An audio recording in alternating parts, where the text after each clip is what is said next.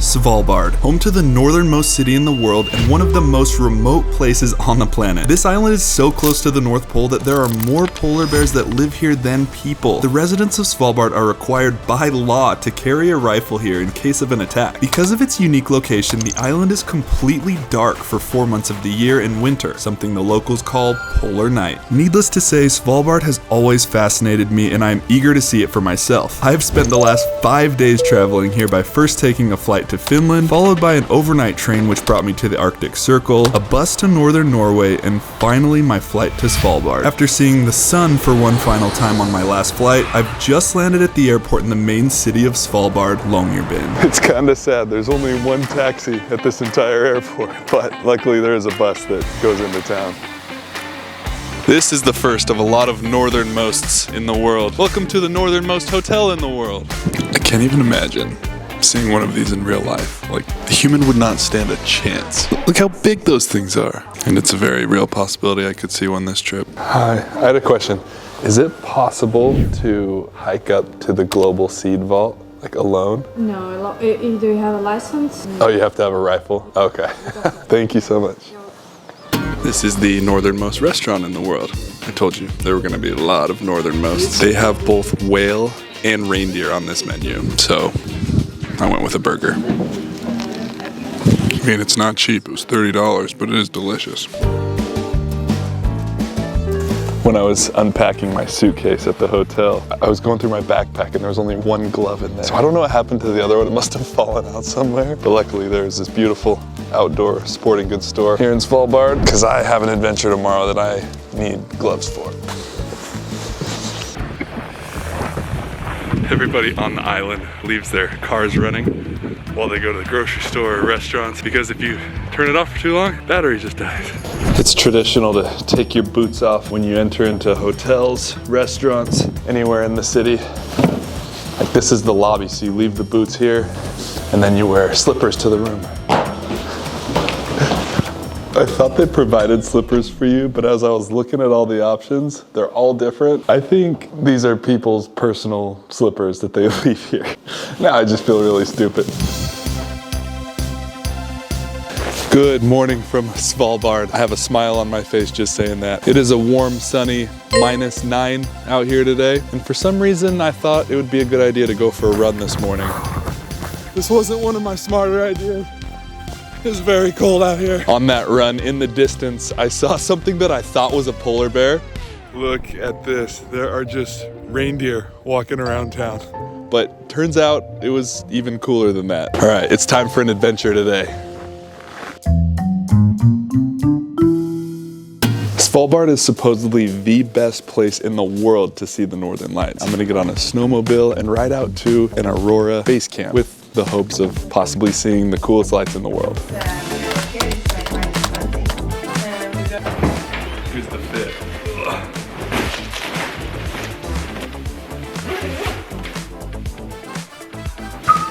Can't tell if I look more like a bank robber, a Teletubby, or a character from Halo. Sorry.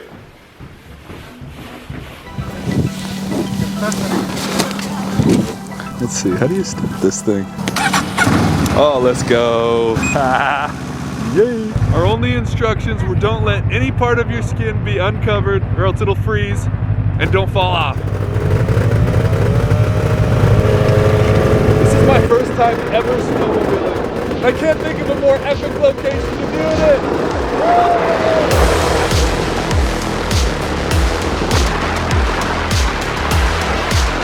We rode 27 miles through the frozen tundra on these bad boys. Sorry I don't have more banging videos of me absolutely sending it on the snowmobile. I have my camera, a drone, a GoPro, and my phone with me, but it was so cold that they all kept dying. After about 2 hours of shredding through the snow, we made it to this Northern Lights tent. All right, made it to our first stop. There's a big tent set up out here in the middle of the wilderness. We're gonna have a fire and have some lunch here. The temperature dropped to -16 degrees while we were riding, and I cannot feel my hands or toes, so this was much needed. She brought along some freeze-dried meals and hot drinks. We sat around the fire and enjoyed good food and good company until she told us this. You said a polar bear tried to break into here. Polar bear actually did break in here. Oh, they did break in. Oh, yeah. That's from the polar bear? Yeah. Wow. How often do you think they're around here? Much more often than we think. They are everywhere and nowhere. Apparently, it is common for polar bears to roam around this area. While we didn't see any polar bears, nor did we see the northern lights for that matter, this was still such a fun trip and perfect for my first time on a snowmobile. This island continues to amaze me. I just came into this restaurant. You would never know you're in one of the most remote cities in the world. It's beautiful, it's modern, and they just served me a plate of pasta that weighs about 3 pounds and looks absolutely delicious. And while I eat this, a quick fun fact. I always thought that Norway owned the island of Svalbard, but they don't. They just help govern it. But anyone that has signed the Svalbard Treaty can actually come and work here and operate here, which also means that you don't need any sort of visa to live here. Anyone can come live here freely. So there are about 50 different nationalities, people that live here. Wow, that's good.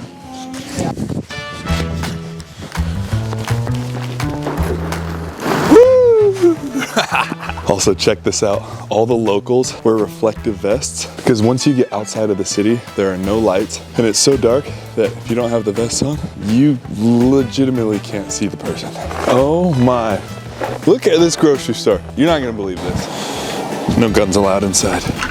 Is it closed? Apparently it's closed, but this grocery store is legitimately nicer than grocery stores in the US. Look at this. How are we only a couple hundred miles from the North Pole and this city is this nice? I honestly really like it here. Pretty much every adventure in Svalbard is outdoors. I'm just starting the process of putting on my 12 layers of clothing. Today's gonna be a fun adventure. Svalbard is home to one of the only ice caves in the world. It's formed inside of a glacier and supposedly it's really beautiful on the inside, but unfortunately I don't have a snowmobile that's gonna take me up there. I'm gonna be using these old 2 feet, baby. 2 hours of hiking, let's get it.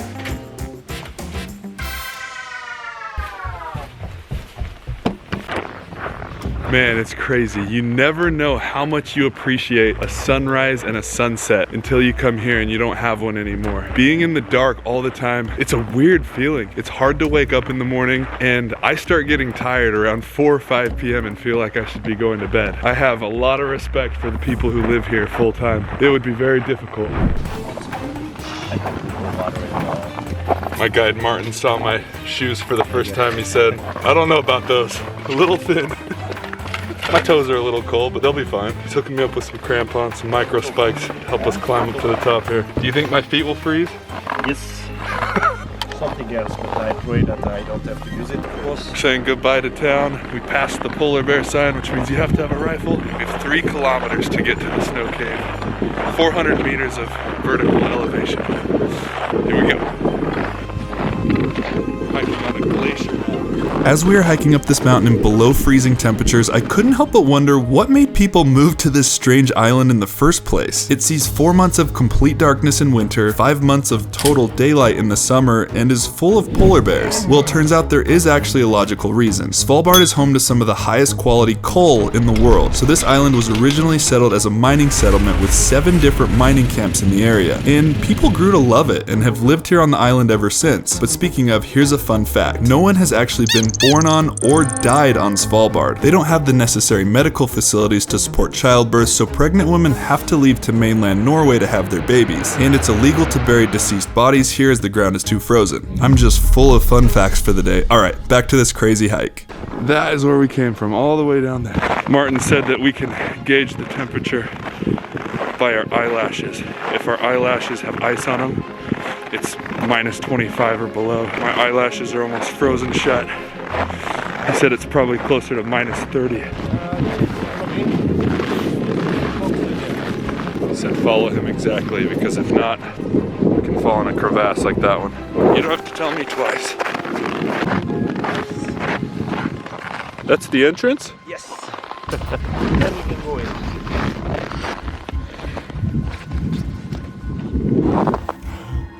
Alright, made it through that tiny hole, straight to this. Alright, that's the entrance to come in. And then we are ice climbing down this to get even deeper. This is so sick. We're basically just in a giant crevasse right now. walking through this ice. Oh. Oops. We're entering into a different portal here. Martin, you trying to kill us, man?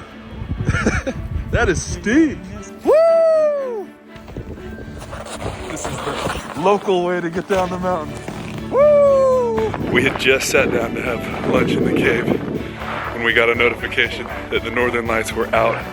Very bright right now. So we just came outside. Here we are. Came out.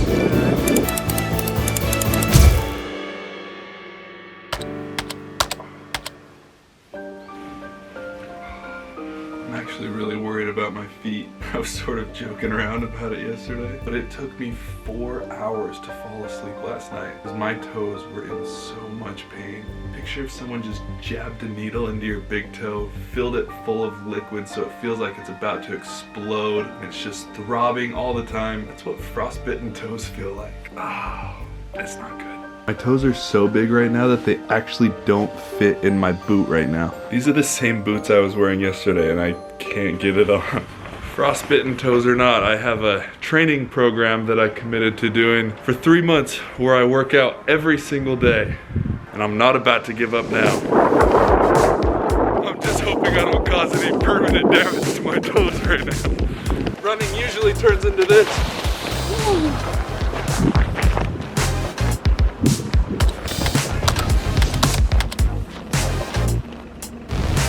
First day I went for my run, I only wore shorts and a hoodie. I've since learned my lesson how dumb that was. Now I'm in every layer I have. No off days, baby.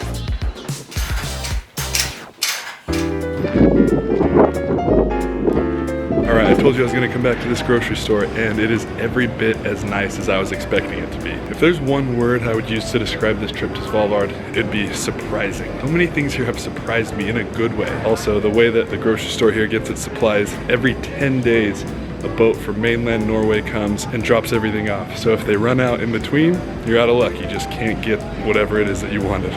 Well, that is definitely a first. You can check into your flight from this kiosk at the grocery store. That's how small this community is. I love that.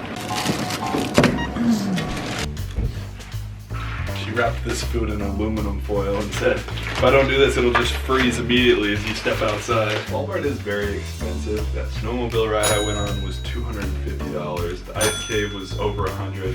Meals are about $18 to $30. But this right here was $6, so not bad. Not bad. Unfortunately, I do have to leave Svalbard today. Before I go, there are 2 things I wanted to do. The first one is this sauna that's right down on the harbor. Every single day they have to carve out ice so that you can go jump in the frozen ocean and then come back to the sauna to heat back up. So I went down there. You're not gonna believe how much it costs to sauna. $200. $200. Nobody got time for that. That was a hard pass. Next is right behind me, the global seed vault. There are over 1 million different seed types in this vault being stored basically in preparation for the worst. If any crops go extinct anywhere in the world, they have them right here. And this has actually been used already in 2015 during the Syrian war. There were a bunch of seeds and crops lost in Syria, and so the seeds were taken out of here and sent over there. Also, it's kind of creepy being out here. I'm supposed to have a rifle for polar bears, and I definitely do not. How are you today, my friend? You're leaving the town now? Yeah, I'm leaving Svalbard today. I'm sad. That is the most beautiful thing I've ever seen in my life.